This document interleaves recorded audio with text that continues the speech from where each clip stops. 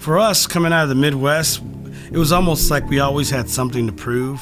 For us, it was all about professionalism and killing the show every night. This is where it all begins, so say goodbye to all your fears, all your doubts. This is where they die. This is where we come to win, we come to fly. This is where we make our dreams come to life. Welcome to Innovation City. Welcome to Innovation City, a podcast featuring the innovators, disruptors, and creators who are making things happen today. My name is Michael T. Johnson, and I'm here with my co-host Tyler Kelly, and we are in St. Louis, Missouri tonight. So we're at Venture Cafe St. Louis, and if you're not familiar with Venture Cafe, it is the largest gathering of innovators anywhere in the world. So if you're near Venture Cafe City on a Thursday night, I encourage you to go, meet some people, have some good conversations. I think you're going to love it. But tonight, I'm especially excited because we have Steve Ewing with us. So if you are a fan of music or hot dogs, then I think you're going to like this show. And I'm sure we're going to talk about a whole lot more than that. Steve, welcome. Thanks for having me, guys. So, Steve Ewing is best known as the voice behind The Urge, which he formed in high school back in the late 80s. And it's really like an eclectic mix of punk, reggae, hip-hop, and ska, among other things. The Urge spent time touring alongside artists like Korn, Incubus, and 311, and as part of that, like you created what was called Steve's Hot Dogs. It came. I want you to tell me the story. I don't want to read it on the bio, but it essentially just came out of this music idea and became like a business. Well, right? Like is that how? Yeah. That, okay. After The Urge kind of took a hiatus, and I started playing a lot with my other band. So we were doing a couple hundred shows a year. Oh, wow. With that band, and it just seemed like every time we got out of a venue, everyone would leave and look for something to eat. And so my thing was like, well, how can I feed these people? You know, and this was, maybe like 11, 12 years ago, before the food truck thing had really happened in St. Louis. You didn't see any street food. So I really want to kind of get in that and really kind of service that little niche, whatever. So that's what got us started. Okay. After a while, I figured out that lunch was more suitable for what I was doing because I was still playing a lot. Okay. And it turned out to be a great thing. So. And you opened your first location in the St. Louis neighborhood, The Hill. Yep. Which, for people outside of St. Louis, The Hill is like where all the good food is. There's a lot of good food there. It's the Italian district in St. Louis, so.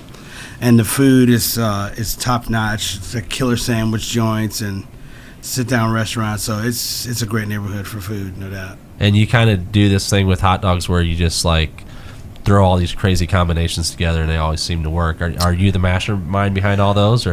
Myself and another guy named Joe. We came up with the first 7 menu items, and we just played around with a million different recipes.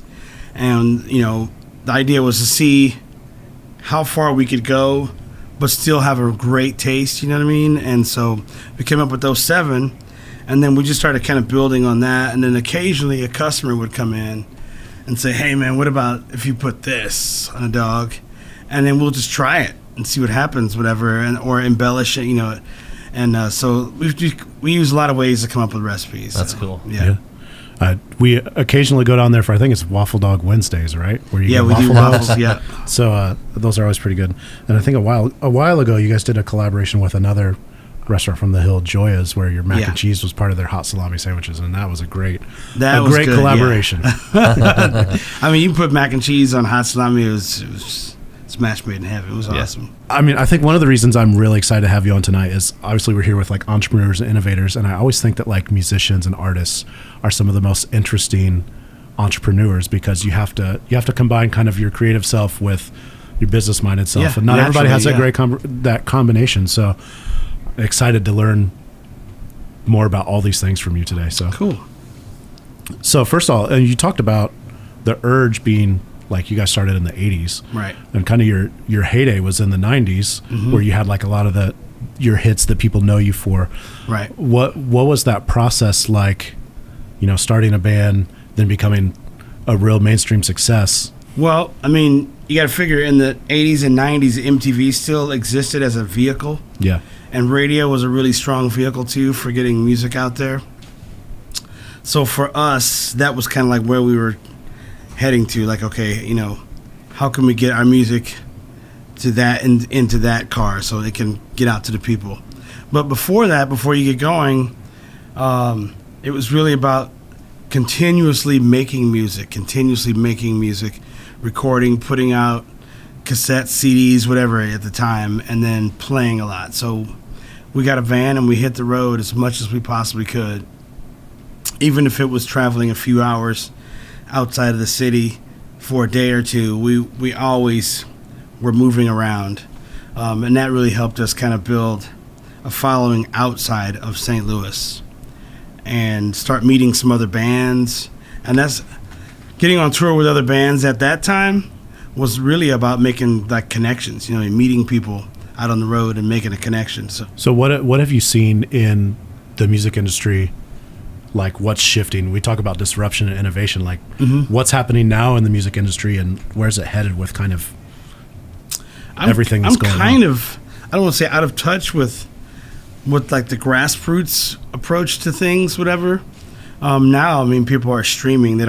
Retail is kind of not really happening so much, especially for independent, you know, groups. I see a lot of bands hustling YouTube and social media, you know, and maybe not so much Facebook, but I see a lot of bands really hustling that, and they're still hitting the road, though.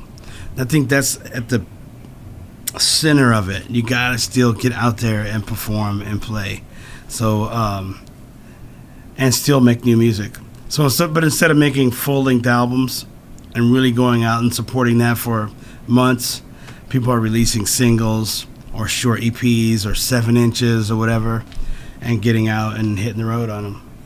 I'm seeing a lot of that right now, kind of in the music world, that people have 5 to 7 song EPs that are pretty short, and that's what they're putting out anymore. I personally like that, because then you can present like your best stuff to your audience. Like, making a full-length album is really, it's about recording a ton of music and then picking 12, 13 songs to go on an LP. And sometimes you may not be like, you know, just fully happy with 1 or 2 of those songs, whatever, because maybe somebody at the label thought that this should be on there, or blah blah blah. So with an EP, I mean, you got 4, 5, 6 songs. Like, these are strong. Let's present this. I think that's putting your best foot forward, in my opinion. Yeah. I think the other thing that I hear you saying, that you're not outright saying, but the most important thing is building an audience. Yeah. Which I think is most important for most brands today. Oh my gosh. Not a musician, but it's probably common to all the things that you're doing, is building an audience is the most important thing. One way or the other, you gotta get that audience and figure out a way to make it expand, make it grow.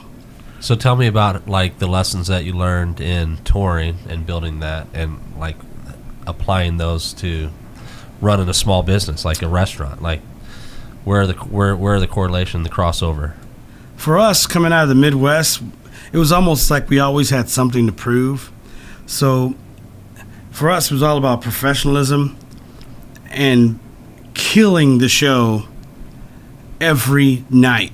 So if it was 3 people in there, we still killed the show, and that was what we had to prove. You know what I mean? And so, and to this day, we still do it that way. So I think you got to have that attitude, and I don't know if you can cultivate that attitude. I think sometimes it's just, I think you either have it or you don't. Okay. That's just me.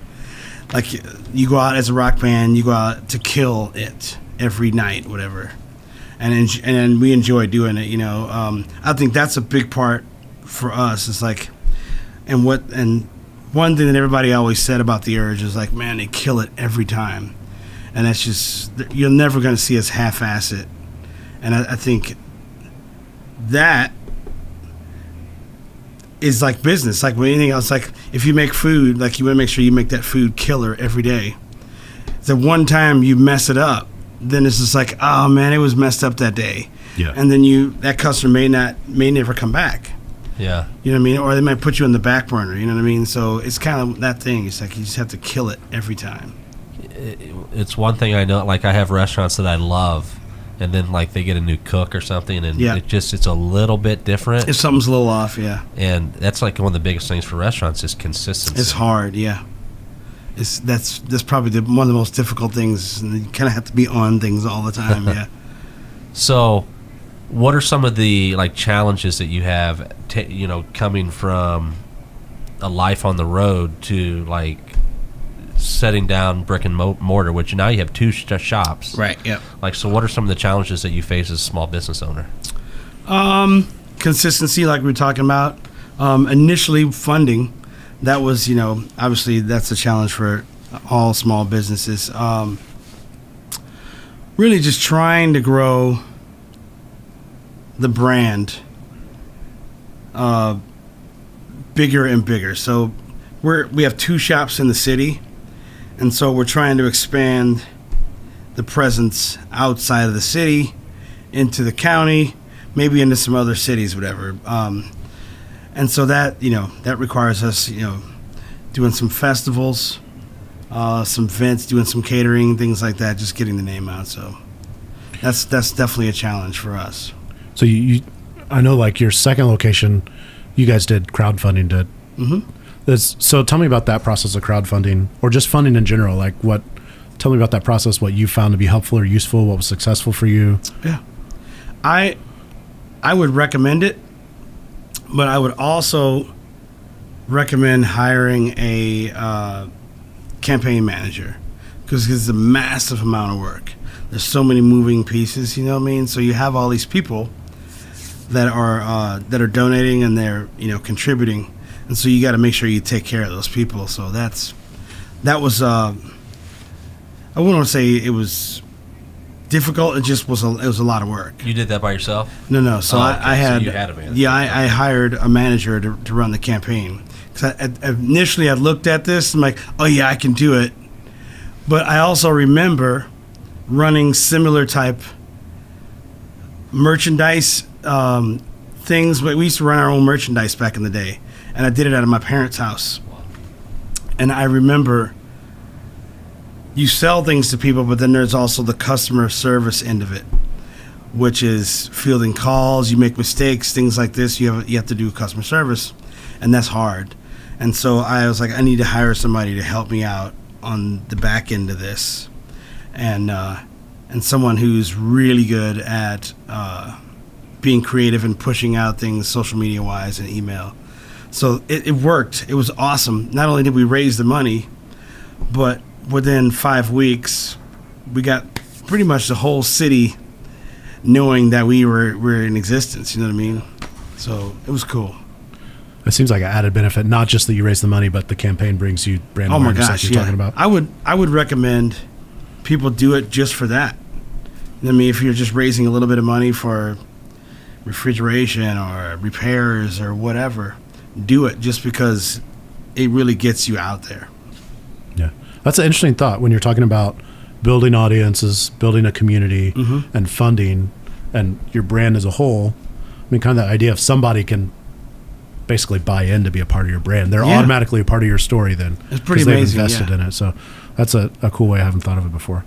So I want to shift gears a little bit and talk about St. Louis as it pertains to like the startup scene, the innovation scene, the business scene here. So obviously you've been around St. Louis for a while and you've kind of seen the trajectory it's taken. Tell us about your take on what's going on in St. Louis. I like what I see in the city, especially around here in the Cortex area. It all kind of happened so fast for me. It was a trajectory. It was like this. I'm like, wow, look at this. But this is really cool that we have investors in the city now. We have a lot of more. We have the startups, a lot of tech happening. I'm excited about it. I'm totally not in that realm, but I'm just excited that people are coming to our city now for jobs, and they're starting to discover us. I think that's really cool. Yeah. What about like challenges you see in that area? Things that we can do better, things that'll help us move faster, progress more. I would love to see more like integrated urban. I'd like to see more of our like people moving back to the city, especially like downtown. Like this area is really coming together, whatever. But I'd like to just see more and more activity in the city area altogether, and it's happening. So I just think it'll be a matter of time. So you said one of the things that's on your short term is getting out to more locations, like county or Right. different cities or whatever. Right. What are some of the things that you look for in like an ideal location for your brand? What I've done in both my shops right now is I've taken over other restaurants. In other words, Okay. so instead of completely building out, it's nice to go into a space where there's some equipment already in it, and you can kind of put your own touches on it. That saves you a ton of money and time, and you can actually get open and get to business. So that's kind of what I look for that, and then we start looking for traffic patterns, and then you look at all your basic demographic type stuff, whatever, which kind of doesn't. None of that stuff really matters when you move in and you start doing business. You know, you have to kind of figure that out. So you're taking a big risk either way. Okay. But that's what I look for. So right now I'm not in a hurry to expand into new locations, but I'm always looking. So St. Louis County is going to be the next place for us. Okay. And right now, like the Hills day and then Tower Grove East is night, It's right? night, yeah. Tell me about that. What's that about? Initially, we did it that way because we're connected to a bar called the TikTok Tavern, and they have bar hours in the neighborhood. So all the restaurants and bars open at 4 o'clock over there. So we're smack dab right in the middle of a residential area, so there's not much happening during the day. There's no traffic over there, so we just keep bar hours. Okay. The Hill, all the sandwich joints over there are known for lunch. So, and the neighborhood is really quiet, and the neighborhood association really didn't want to have another nighttime business on that block, whatever. So pretty much us, Amaghetti's, Joya's, all the other sandwich joints, we close at 3 or 4 o'clock. Okay. So we're eventually going to go to full days at Tower Grove, though. Okay. The area is really coming alive. It's cool. Yeah, cool. And just recently, shifting gears. Yeah. Is it safe to say you're a professional bodybuilder? Is I'm this not a professional. True, okay, not It's professional. amateur, but okay. So but tell us about all that. But I have become a competitive bodybuilder. It's something I've always been fascinated with. So I'm to the point now where I got a little bit of time in the morning to kind of go to the gym and work out a little bit. My daughter's getting a little older. So I'm like, well, let me just try it, because I've had some friends around me who've done it. And so I just went to a show just to kind of see, and I'm like, oh, I think I could do that. And so it's like running a marathon or any other event. Once you pay the money and say, like, I'm going to do this, and once you put it on social media that you're going to do it, then you got to do it. So it was one of those things, well, let me just go through it and see what happens. And I had a great time, and I think I'm going to do it again, so. That's awesome. And Yeah. you won an award, right? Yep. So in my age group, I won a couple of awards, and then in the overall, I took second place. So Wow. yeah. That's awesome. That's cool. Yeah. So before we wrap up, I want to ask one more question and just say to anybody out there that wants to follow a similar path, like whether it's music or restaurants or things like that, what advice would you give to somebody? Like I said before, kill it every time. That should be your whole motto. Just like everything you do, it's just smash it, because you're only as good as like your weakest part. So just smash it all the time. That's the way I look at it. And get your hustle on, meet people, hang out, be cool. Don't be a dick. You know what I mean? Like, be cool, because that plays along a lot into things. Like I said, we met all the bands that we toured with. We met them out being on the road. You know what I mean? And we just hung out, and we shared a lot of the same values, whatever. But kill it, be cool, be professional. That's good advice. How can people get music from Steve Ewing and The Urge? How can they, get hot dogs, like all of the above, social, all that good stuff, how can they get in touch with you? So the Urge websites are theurge.net, and then all the social is The Urge Rocks for all social. Okay. You can go to steveewingmusic.com to see where I'm playing at with my solo group, and then you can go to Steve's Hot Dogs STL for Steve's Hot Dogs and all that kind of stuff. All the music for all of us is up at Spotify, iTunes. It's pretty much at all of your digital outlets. Awesome. Yeah. Yeah. Well, Steve, it's been a pleasure having you on the show. Excited to have you. Thanks for chatting with us. Yeah, man. For more episodes, visit innovationcity.co. Be sure to subscribe, rate, and review. If you're in St. Louis, visit us on a Thursday night. You can find details at vincafstl.org. You can also connect with us on social at We Are Slam or at Venture Cafe STL. This is where it all begins, so say goodbye to all your fears, all your doubts. This is where they die. This is where we come to